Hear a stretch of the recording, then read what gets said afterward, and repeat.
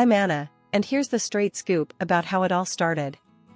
I met Jack back in high school. He was the kind of guy everyone noticed.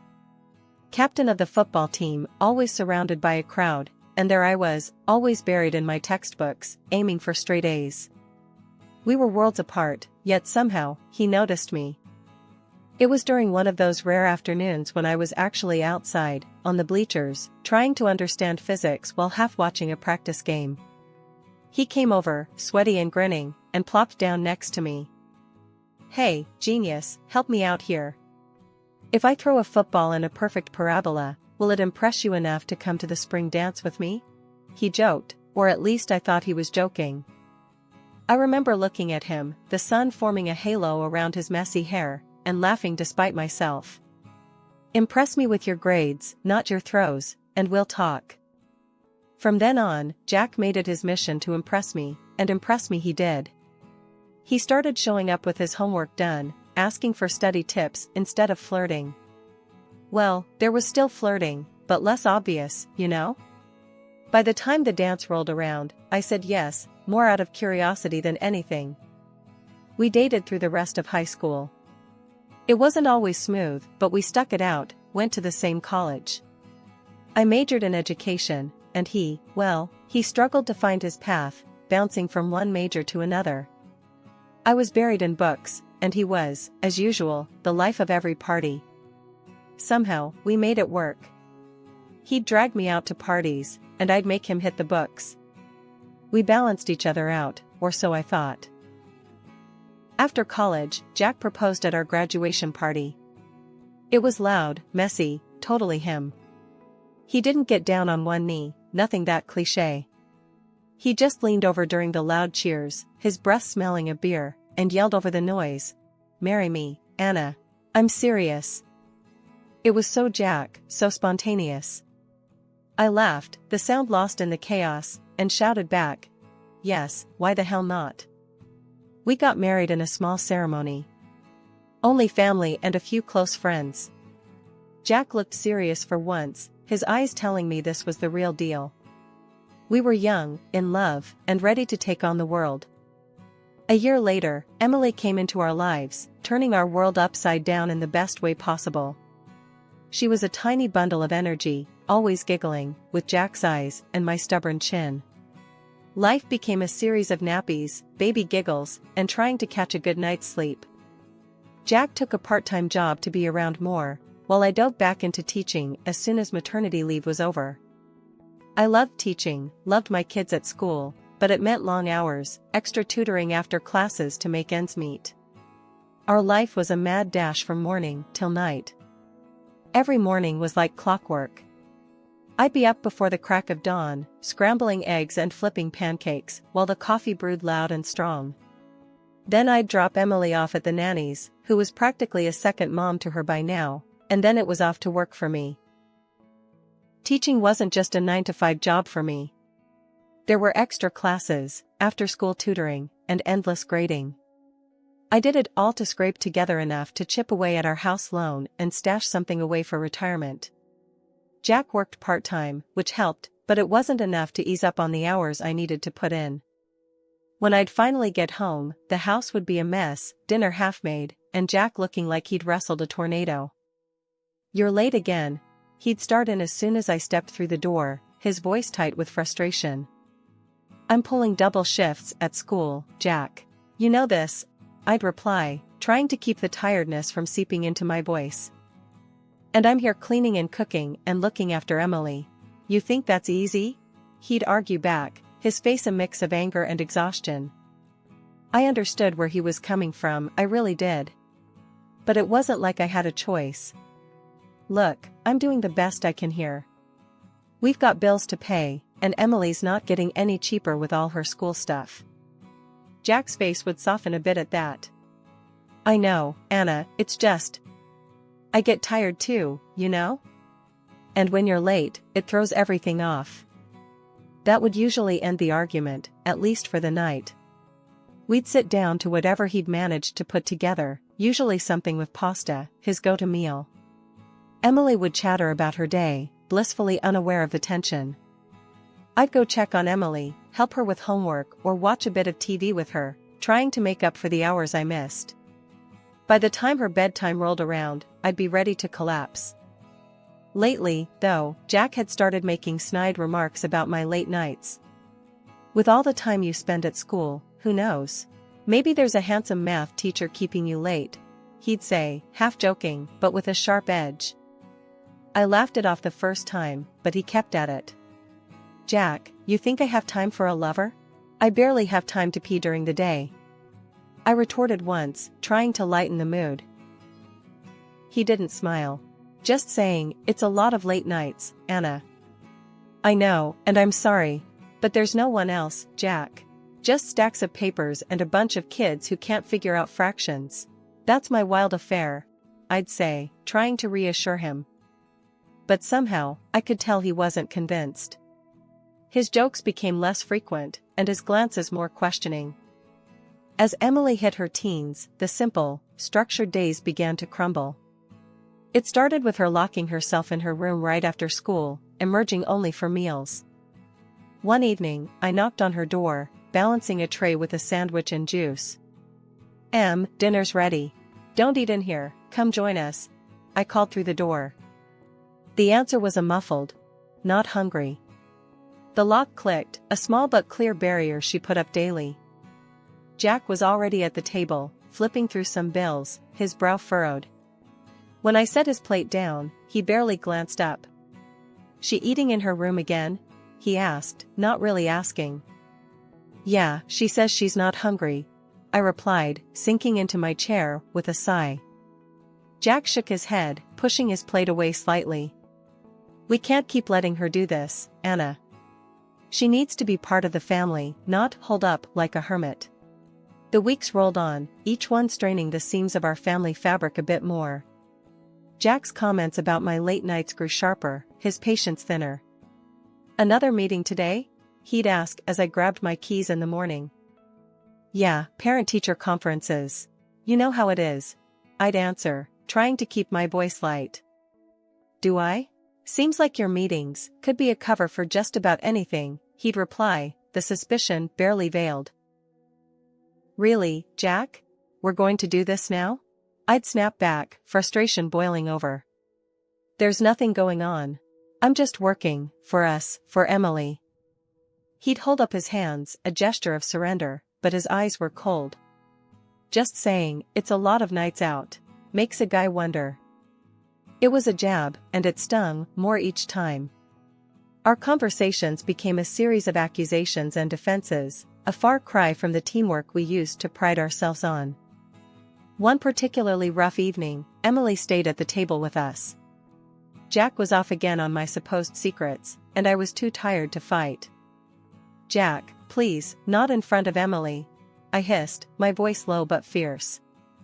Emily, her eyes wide and watchful, finally spoke up. Why can't you both just stop? Her voice broke, a mix of anger and despair. Stop fighting all the time. Her outburst shocked us into silence. Jack looked down, his anger deflating. I reached out, trying to touch her hand, but she pulled away, her chair scraping back as she stood. I'm tired of this. It's always the same. You're both always mad, she said, her voice shaky. Without another word, she left the table, her footsteps heavy as she retreated to her room. Emily's 13th birthday was supposed to be a blast, a break from all the tension that had been building up at home. She had been eyeing this new smartphone for months, buzzing about all the things she could do with it, apps, photos, you name it. Knowing how much she loved tech stuff, I nudged Jack about getting it for her. It's perfect for her. She won't stop talking about it, I told him one evening as we were planning the party. Jack, though a bit hesitant about the cost, agreed. All right, let's get it. She deserves something nice, with everything going on. We planned an outdoor party, nothing too fancy, but I made sure everything was beautifully set up, balloons, streamers, and a piñata filled with all sorts of goodies. Emily's friends and their parents came over, and for a while, it felt like the old days, laughter filling our backyard. The highlight, of course, was the gift opening. Emily tore through the wrapping paper, her face lighting up when she saw the smartphone. Oh my gosh, thank you, thank you. She was practically bouncing with joy, showing it off to her friends. But the happiness didn't last long. About half an hour later, she came up to me, her face stormy. I don't want this, she said abruptly, pushing the phone into my hands. I was confused. What? You've wanted this for months. What's wrong? Before I could get another word in, she grabbed the phone back and threw it against the wall. The screen shattered with a sickening crack, and the room went silent. Everyone was staring, and I felt my face heat up with embarrassment. Emily, what on earth are you doing? I snapped, my voice louder than I intended. Your father spent a lot of money on that. It was expensive, and you begged for it. She didn't respond, just glared at me with tears brimming in her eyes, then turned and stormed off to her room, slamming the door behind her. The party broke up awkwardly after that. I apologized to the guests, trying to smooth things over, but the festive mood was ruined. I'm so sorry about all this, I told them, my voice shaking a bit. I don't know what got into her. When the last guest left, I tried talking to Emily, knocking softly on her locked door. Honey, please, can we talk about what happened? I don't understand why you did that. There was no answer, just the heavy silence that had fallen over the house. Jack put a hand on my shoulder. Let her cool down. We'll sort it out later. The morning after Emily's outburst, the house was eerily quiet. Jack left early for work, a tense goodbye hanging between us. I needed to understand what happened, so I waited for Emily to come down for breakfast. Can we talk about yesterday? I asked gently as she picked at her toast. She sighed, setting down her knife. Mom, I found something on the phone right after I turned it on.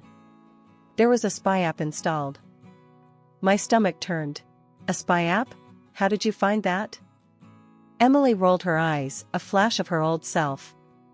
Mom, I know my way around tech, remember? I checked the system apps and found one that didn't belong. It lets someone listen in and track where I am. I felt a chill run down my spine. Did you check other phones, at home? Yes, last night. Yours had the same app. Dad's didn't. The room seemed to spin. He put spy apps on our phones? Why would he? He's been acting weird, Mom. Like he doesn't trust us, Emily said, her voice trembling slightly. I was reeling from the betrayal. I need to handle this carefully, I muttered more to myself than to Emily. Let's keep quiet about this for now. I spent the day distracted, anger boiling inside me. As soon as I could, I took my phone to a service center. The tech there confirmed the worst. Yes, ma'am, this is definitely spyware. Pretty advanced too. Can you remove it? I asked, my voice steady, despite the storm inside. Sure thing, it'll just take a few minutes. As I waited, I thought about all the late nights, the strange questions from Jack about my whereabouts, his unfounded accusations. He didn't trust me. He'd invaded my privacy, our daughter's privacy, because of his insecurities. When the tech handed back my phone, spyware-free, I thanked him and drove home, a plan forming in my mind. I wasn't ready to confront Jack, not yet. I needed to think, to decide how to deal with his betrayal, without losing my cool. Ever since the incident with the spyware, the dynamic between Emily and me shifted dramatically. We started sharing more, not just mother and daughter talk, but real secrets, the kind that showed we trusted each other on a whole new level. One evening, while we were clearing up the dinner dishes, Emily casually mentioned something that caught me off guard. Mom, did you know Dad goes to the other side of the city a lot in his free time? She wiped down the counter, her voice nonchalant. I paused, a dish halfway to the cupboard. No, he never mentioned that. Did he say why? She shrugged. Nope, but he's been doing it a lot. Just thought it was weird. That nagged at me more than I wanted to admit. Why hadn't Jack mentioned these trips? What was on that side of the city that drew him away from home? The doubts and the betrayal from the spyware were still fresh, and this new piece of information didn't sit right with me. Determined to get to the bottom of it, I contacted a private investigator, a guy named Martinez who came highly recommended. I laid out everything for him, Jack's recent behavior, the secret trips, the whole spyware debacle. Martinez listened, his expression unreadable, and promised to dig into it. It took a couple of weeks before I heard back from him. When my phone rang and I saw Martinez's name, my heart sank. I wasn't sure I was ready for what he might say, but I needed to know. "Mrs. Anna, we need to meet," was all he said before we arranged to meet at a quiet cafe away from our usual spots. Sitting across from Martinez, the hum of the cafe around us, I braced myself. "I found out where your husband has been going," he started, his voice low. "He's been seeing someone. A younger woman on the other side of the city. They've been meeting regularly for about a year now." My world stopped. A year. The lies, the deceit, it was almost too much to process. Martinez continued. "She's been pushing him to divorce you, planning to marry him.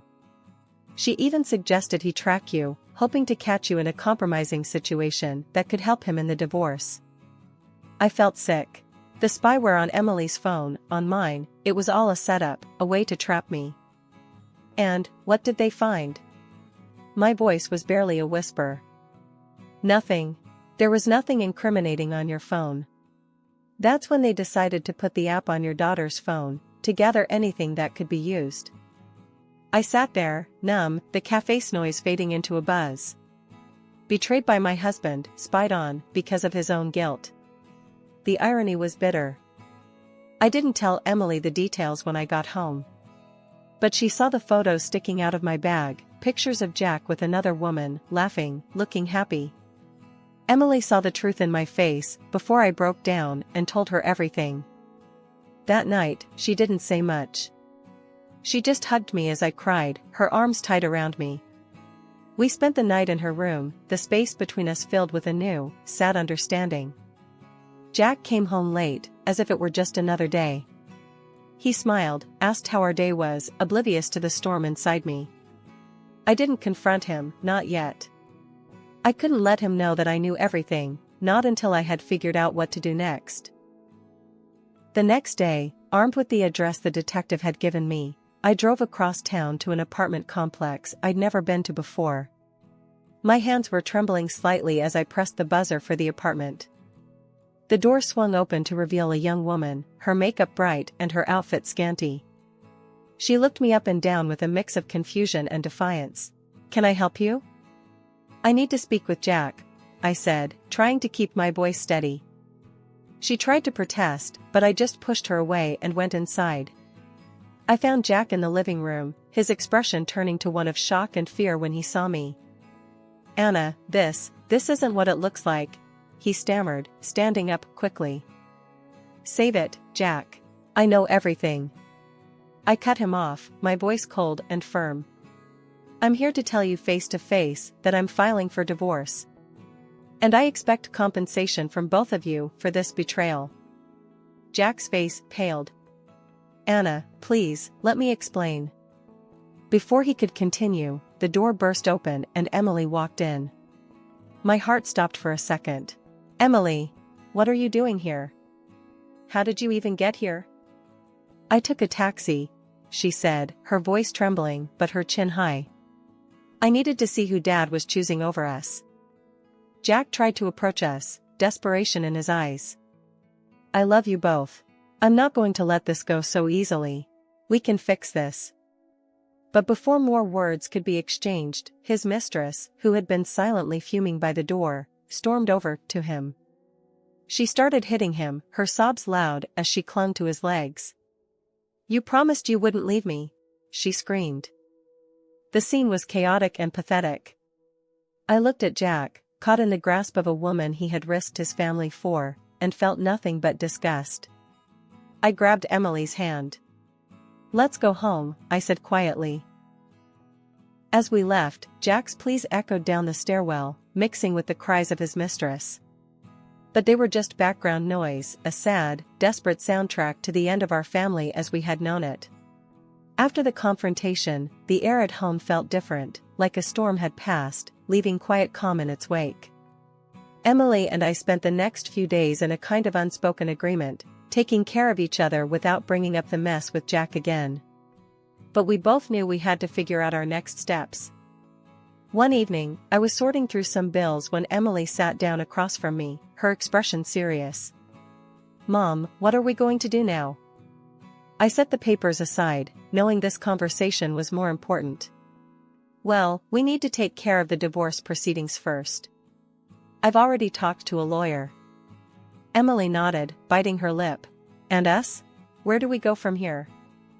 I reached across the table, taking her hands in mine. "We start fresh, Em. Just you and me. We'll be okay. We're stronger than we think." The next weeks were a whirlwind. Meeting with lawyers, signing papers, and dealing with the endless back and forth of legal requirements. Jack tried to reach out a few times, but I kept the interactions brief, always through the lawyer. I couldn't trust myself to face him without old wounds tearing open again. Emily was focused on her online courses, her way of coping by throwing herself into her studies. "Mom, can you help me with this application? I'm trying to enroll in a more advanced tech program." "Sure, let me see." I sat next to her, looking over the application. It was good to see her taking charge of her future, something positive growing from the ruins of our past troubles. As the days turned into weeks, the divorce was finalized. The relief was palpable. The judge granted me the house and a fair settlement. Jack was required to pay support, but I wasn't going to rely on that. It was time to stand on our own 2 feet. One quiet evening, Emily and I celebrated our new beginning with a simple dinner. "To us," I toasted, raising my glass of water. "To us," Emily echoed, clinking her glass against mine. "We've got a lot of rebuilding to do," I said, looking around at the home we'd need to reshape into something new, just for us. "But we can make it ours, make it something great," Emily added, her tone hopeful. "Yes, we can. It's going to be different, but it's going to be good," I assured her, and myself. As we ate, we planned out what we wanted to change in the house, what colors to paint the walls, and how we'd rearrange the living room. It was more than just redecorating, it was claiming our space, turning it into a sanctuary for the 2 of us. Life has a funny way of sorting itself out. Sitting in our living room, the mortgage papers in front of me stamped, paid in full, I couldn't help but let out a sigh of relief. Emily and we were finally free from one hefty burden, thanks to the settlement that Jack and his mistress ended up paying. Emily was sprawled on the couch, her laptop open as she tinkered with some new software she was excited about. "Mom, check this out," she called, waving me over. I walked over and peered at her screen, amazed at her knack for coding. "Looks complicated, but I bet it's something awesome." She laughed. "It is. I'm just trying to make it user-friendly. Not everyone is a nerd like me." I ruffled her hair affectionately. "Proud nerd, you mean?" Our laughter filled the room, a sound so different from the tense whispers and strained silence of the past.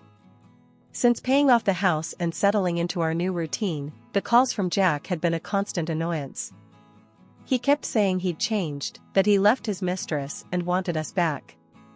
But that ship had sailed, and I wasn't about to let him chart our course again. Just last night, he'd called again, his voice a mix of desperation and hope. "Anna, I've made mistakes, but I'm different now. Can't we try again? For Emily's sake?" I had been firm, my response cutting the conversation short. "Jack, it's too late for maybes and what-ifs. Emily and I are moving on. This is our final goodbye." After hanging up, I changed my number.